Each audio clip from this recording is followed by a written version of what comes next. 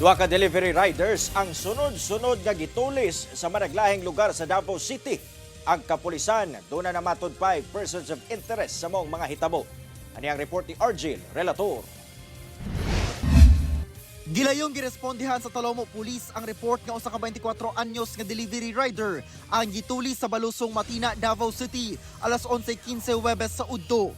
Riding in tandem ang mga suspect nga nakasuot og crash helmet ug black bonnet. Kalit lang matud pa nga mibutho ang nakamotor nga mga suspect human sa paghatod sa biktima og parcel. Gitiunan matud pa sa angkas ang biktima ug wala pa masutang kalibre sa pusil.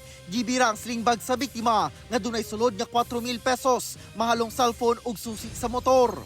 Pagka alas 11:40 sa udto, usa ka 32 anyos nga delivery rider sub ang gitulis sa San Antonio, Barangay Buhangin proper.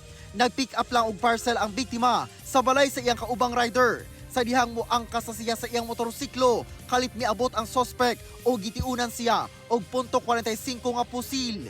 Gikuha ang iyang siling bag nga dunay sulod nga kapinton kulang 6,500 pesos og cellphone.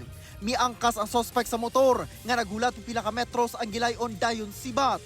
Sa pagpanubay sa kapulisan, nakuhaan sa CCTV ang pag-agi sa riding in tandem suspects sa usa ka balay. Ang ato ang officer in charge, Police Colonel Mariano C. Rodriguez, instruction sa ato ang mga City Intelligence Unit, ang sa ato ang mga station commanders to act immediately and conduct our investigation and then mag-come up og kanang case conference sir, no, kay dili lang ni sa isa ka station na hitabo kundi duha ka station sir mo nang Sumala sa kapulisan, ginasubay kung pareho ra ba ang suspect sa duha ka insidenteng pagpanulis. natin may come up nga kanana sir, no, person of interest ana with the help of the regional forensic unit. Kauban si Melchor Awing sa kamera. Ako si Argil, relator.